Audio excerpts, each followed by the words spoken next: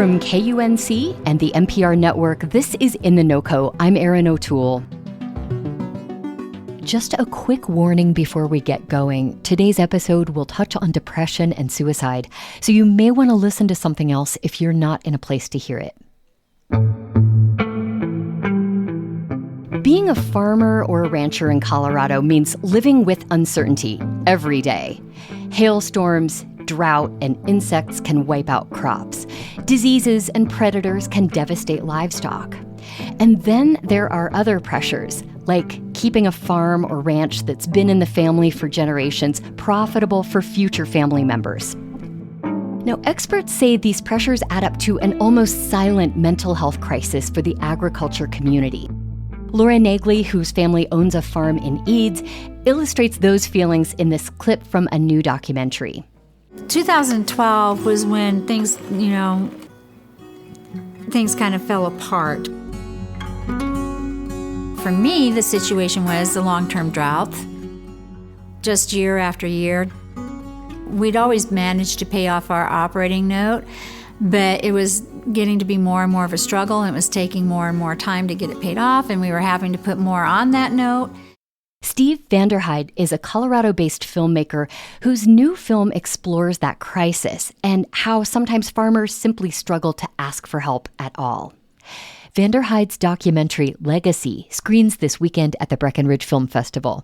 Steve says the project actually began as a relatively short educational video project directed at therapists. What started out as kind of almost making a training video for counselors that they would hire ended up turning into making a larger documentary that really told a lot of people's stories. Right. And then also I have cousins and uncles that work on a farm in Iowa. And so I've always been kind of in love with farming and the romantic side of it, but not really understanding how hard it actually is.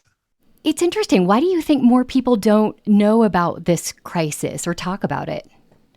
Back in the day, about 30% of the workforce worked on a farm. And today it's closer to 1 or 2% of our entire workforce. So it's honestly just people not having any connection to it at all. I want to play another clip here, and I just want to give a warning. This may be tough for some listeners to hear.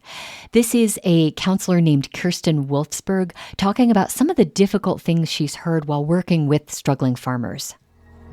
I have talked to a couple people in ag that say, well, when my horse is lame, I just take it out to the back 40. So why can't I do that same thing to myself? Am I contributing enough? Am I doing enough? Am I enough? That's where it ends up going. And when the question is, I'm not enough, that's where we start to get into really concerning thought patterns and behaviors. To be a farmer, you have to be a jack of all trades. Yeah. And unfortunately, it's really difficult to dig yourself out of your own hole of mental health. You usually need a counselor or another person to talk to. And so if you have this attitude of I can fix it myself, then you're probably not going to talk to somebody about it. Mm-hmm. And so that's often where the problems show up, where it's internal and it's not being shared. Right. That very quality of being self-reliant, which is so important to farming and ranching, makes it really difficult. What are the challenges for these mental health professionals who have to break through those cultural barriers to help someone? Yeah, a counselor may talk to somebody and say, well, if your job is stressful, maybe you should look at getting a different job. Maybe you should quit your job. Maybe you should change up some life patterns. But if this is a generational farm where you're the third or fourth generation who's taking it over, this is like a place that has had 100 years of backstory and my grandfather did this on the farm. You can't just quit. Right. It's like a part of you. It's a full identity. It's also where you live.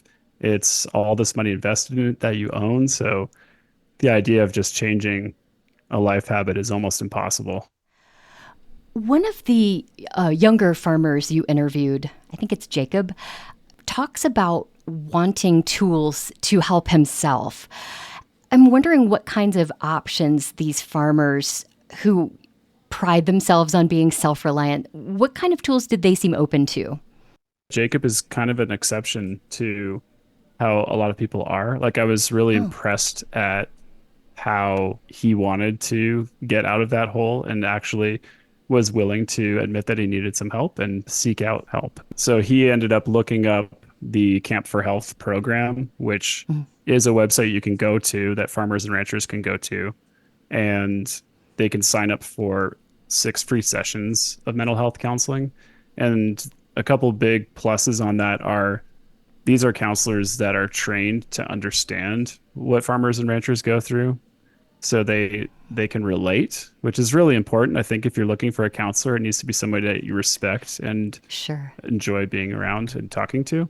And then Yeah. secondly, they do it over telehealth. And so a rancher may be an hour away from town. He doesn't have time to go in and get counseling in the middle of the day. So they can just pull up their laptop and do telehealth for an hour. Well, Steve, your film is called Legacy. It's showing at the Breckenridge Film Festival this Saturday. Having spoken to so many farmers and so many licensed mental health professionals, what is the solution to this crisis that you would like to see? Well, as one of the counselors in the film talks about, Colorado is really lacking in resources for farmers and ranchers. I think they said there's only 2 counties in the whole state that have adequate number of counselors for people. And so really, like, if you see your loved one is acting differently, if you see that they are just a little bit different than they used to be, to actually ask some really direct questions and get to know what's going on. And then also on the other side, to be open to a little bit more of that vulnerability and sharing with them. One of the counselors mentions even being as direct as saying, do you have a plan for suicide? Like, if you sort of suspect something's going on, because you might just offend somebody a little bit if they don't, but that's nothing compared to if they actually do have a plan, then you're already starting to help, and you're already starting to help them reveal that and let them know that they're not alone.